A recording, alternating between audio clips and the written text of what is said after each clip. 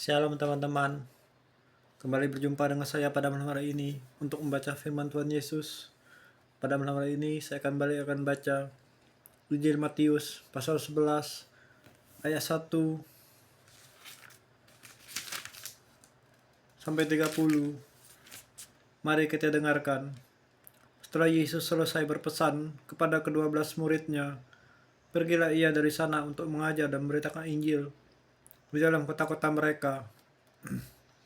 Perikop Yesus dan Yohanes Pembaptis. Di dalam penjara Yohanes mendengar tentang pekerjaan Kristus, lalu menyuruh murid-muridnya bertanya kepadanya, "Engkaukah yang akan datang itu, atau haruskah kami menantikan orang lain?" Yesus menjawab mereka, "Pergilah dan katakanlah kepada Yohanes apa yang kamu dengar dan kamu lihat. Orang buta melihat, orang lumpuh berjalan, orang kusta menjadi tahir, orang tuli mendengar, orang mati dibangkitkan, dan kepada orang miskin diberitakan kabar baik.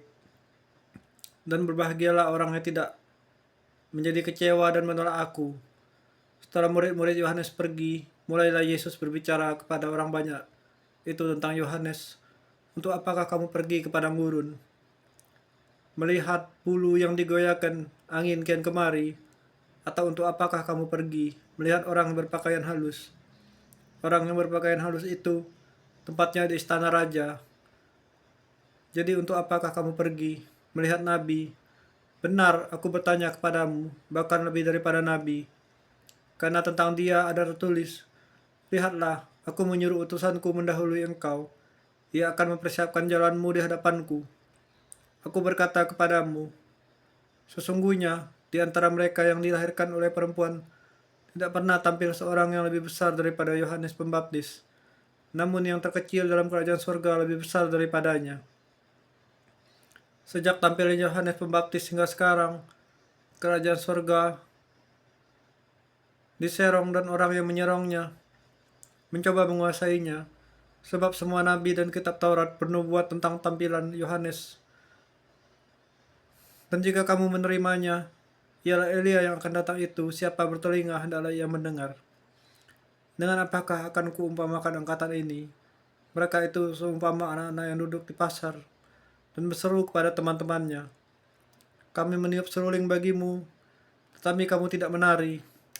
Kami menyanyikan kidung duka, tetapi kamu tidak berkabung.'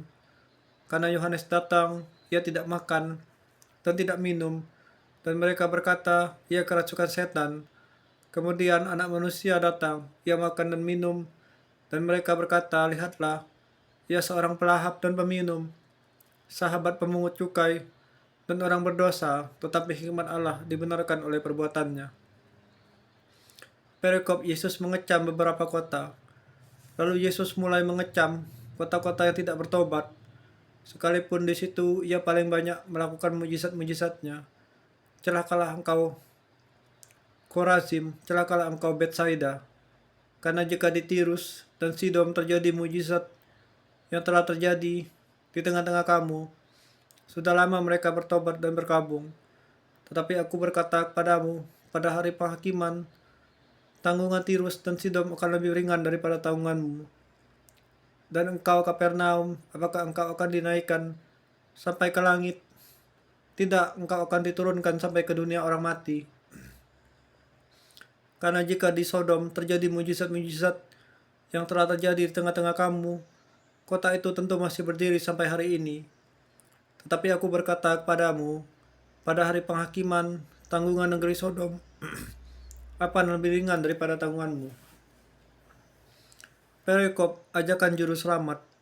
Pada waktu itu berkatalah Yesus, "Aku bersyukur kepadamu Bapa, Tuhan langit dan bumi, karena semuanya itu engkau sembunyikan bagi orang bijak dan orang pandai, tetapi engkau nyatakan kepada orang kecil, ya Bapa. Itulah yang berkenan kepadamu. Semua telah diserahkan kepadaku oleh Bapakku, dan tidak seorang pun mengenal anak selain Bapa, dan tidak seorang pun mengenal Bapa selain anak, dan orang yang kepadanya anak itu berkenan menyatakannya. Marilah kepadaku, semua orang yang letih lesu dan beban berat, aku akan memberi kelegaan padamu. Pikulah kuk yang kupasang dan belajarlah kepadaku, karena aku lemah lembut dan rendah hati, dan jiwamu akan mendapat ketenangan. Sebab kuk yang kupasang itu enak dan bebanku ringan. Tuhan yang surga, Tuhan Yesus, terima kasih. Dalam mengisahku membaca firman-Mu sebelum tidurku. Dalam Tuhan Yesus, kesakan kepahitan ini ke dalam hadirat-Mu Bapa. Dalam Tuhan surga, selamat kami. Aku berdoa dan mengucap syukur dan berserah. Haleluya. Amin.